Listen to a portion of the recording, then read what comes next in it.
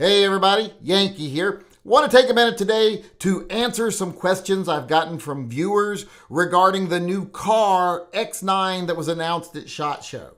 Now keep in mind, I haven't been able to get my hands on one of these yet because I didn't go to SHOT Show this year.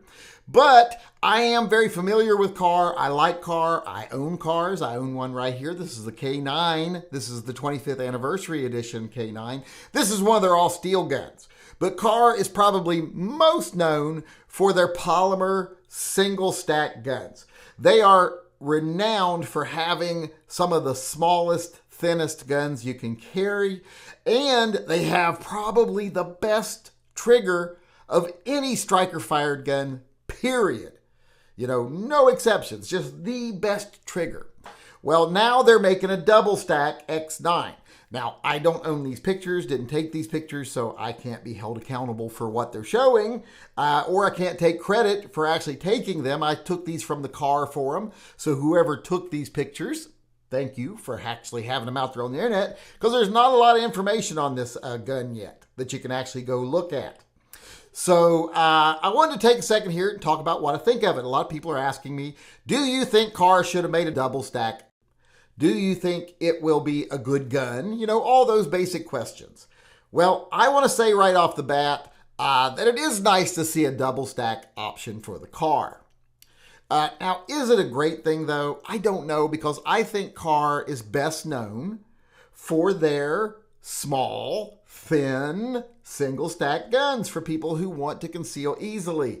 And a double stack gun kind of defeats that purpose. In fact, in one of these pictures, if you look at it here, you can clearly see that the double stack Kahr is much wider than the other Kahr next to it. Now, one of the reasons I think it might even be a little bit thicker than it needs to be is they wanted to be able to use both SIG P365 mags and Springfield Hellcat mags in this gun as well, with special adapter sleeves, and they might have had to make it a little wider just to be able to do that. But either way, it is a wider gun, even though it is very nice that you'll be able to use those other magazines in your gun with a special adapter. So it's going to be a lot bigger gun. So does that right there kind of take away what's special about Kahr? It does, but it doesn't take away the most special part. The most special part is the trigger. Now, the news that's kind of confusing me is they're saying there's going to be two different option triggers. One that's going to be more like a traditional striker fired trigger, which I'm like, well, then don't make the gun. What good would a Kahr with a regular trigger in it be? But the other one is supposedly going to be the old traditional trigger, but they say it's going to have a shorter reset. I'm kind of worried about that because one of the best things about the Kahr trigger, it was very revolver-like. It was like the smoothest revolver trigger you ever felt. And if they shorten that reset, how is that going to affect the rest of the trigger function? I'm hoping they'll do it well, but I don't know if they will or not. Like I said, haven't had a chance to shoot it. I don't know if anybody's had a chance to shoot it. I don't think it was available at range day, but it might have been. Still haven't seen a lot of range day videos on it if it was.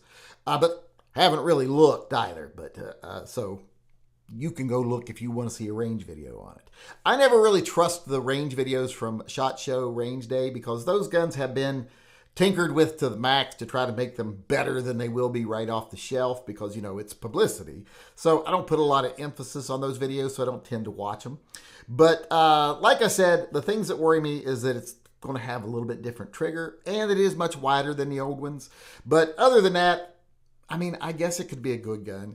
But then I start looking at it closer, and I see things like, you know, this ugly roll pin at the back, and the fact that they went away from the really nice slide stop and pin that they had before and went to something more Glock or P320-ish. Even the takedown lever is very P320-ish. So I don't really like the design. I'm not loving the shape of the grip either. It's supposedly to give you a better, higher grip on it, but I just don't like it because to me, this is not a Kahr. And the fact that they're monkeying with the trigger makes me really worried. But in the end, I'm going to say my opinion of this gun will really depend on that trigger. I'm not going to buy it because there's so many options out there already for double stack 9mm guns that I can't imagine that I need another one. I don't even have the other ones. I don't have a Hellcat. I don't have a P365 or any of those things. So I'm not really interested in them, but the gun industry doesn't revolve around me. A lot of people would probably love to have a double stack Kahr. And this is going to be the first one ever offered. It is cut for an RMR. That's positive. But so the positives would be it's double stack, holds more rounds. Hopefully it has that great Kahr trigger still. It's cut for an RMR. So it's got a lot of positives going for it. The negatives would be it loses that slim profile that most people want from their Kahr pistol. Another negative would be I just don't think the build quality is as good now, looking at how they've gone to the cheaper components. So I don't like that. And another negative would be that, the trigger might not be the same. So that could either be a negative or not be a negative. We'll see. Is that going to be a positive or a negative, the trigger? But like I said, if you're looking for a double stack Kahr, if it has that trigger, I wouldn't blame you for buying it because it is the best trigger on the market.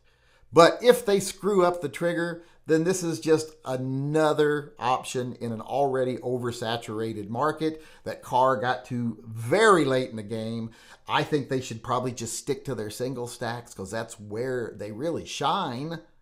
And I hope they keep making single stacks. I hope they don't start evolving into a double stack company, which I don't think they will. I think they know their bread and butter is their smaller single stack guns with that amazing trigger. So as far as, final judgment on this gun, yay or nay, I can't really say, but I'm leaning towards nay.